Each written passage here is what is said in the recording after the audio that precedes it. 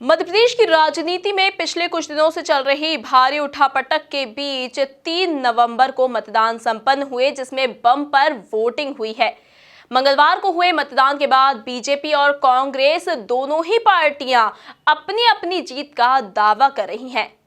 BJP के पूर्व प्रदेश अध्यक्ष और जबलपुर सांसद राकेश सिंह ने भारी मतदान को अपनी पार्टी के हित में बताया, तो वहीं पूर्व मंत्री जीतू पटवारी ने इसे बीजेपी की सत्ता से विदाई बताया।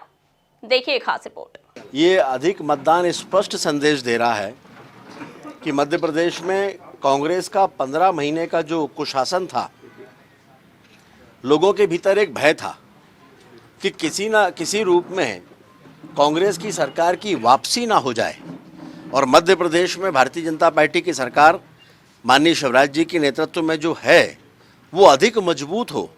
इसलिए कोविड की चुनौतियों का परवाह ना करते हुए भी लोग घरों से बाहर निकले और मतदान किया। पूरे प्रदेश की जनता यही चाहती है कि मध्य प्रदेश में शिवराज जी के नेतृत्व में भारतीय जनता पार्टी की सरकार अधिक मजबूती के साथ न सिर्फ बनी रहना चाहिए, बल्कि विकास के कार्य उसी रफ्तार से चलना चाहिए जिस रफ्तार से शिवराज जी के नेतृत्व में ये चला करते थे। वो सारी योजनाएं जो कांग्रेस की सरकार ने बंद की थी वो वापस से प्रारंभ हो गई। लोगों के भीतर वो भी एक भय है कि वो परिवार, ऐसे वो लोग जो इन योजनाओं के कारण जिनके अपने परिवारों का गुजर बसर होती थी, उनकी परिवार की जिम्मेदारियां सरकार की जिम्मेदारियां बन जाया करती थी, वो सारी योजनाएं इसी तरह से चलती रहना चाहिए। और हम ये मानते हैं कि भारी बहुमत के साथ 28 सीटों पर भारतीय जनता पार्टी जीत रही है और कमलनाथ जी आने वाले हैं। मैं मानता हूं ये सब बातें, जैसे कि कल कमलनाथ जी ने भी कहा, कांग्रेस पार्टी ने चुनाव आयोग को आवेदन दिया है। अति संवेदनशील जहां जहां बूथ थे, उन बूथों पर पुलिस की मौजूदगी के अंदर लूट हुई। वो चाहे मेहगांव की बात हो, चाहे सुमावली की बात हो, वहां फिर से मतदान कराने की मांग कांग्रेस पार्टी ने की है। हम चुनाव आयोग से मांग करते हैं कि उसको दृष्टिगत रखते हुए निर्णय ले। जहां तक प्रश्न है, मैंने जैसा कहा, मैं फिर से एक बार मतदाताओं का आभार व्यक्त करता हूं।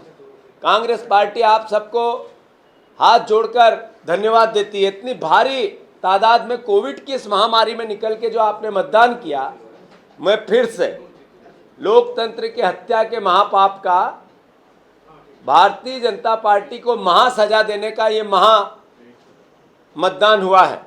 मैं मानता हूं कि कमलनाथ जी की नीतियां, उनका व्यक्तित्व और उनकी सोच मध्य प्रदेश की आम जनता ने आत्मसात की है।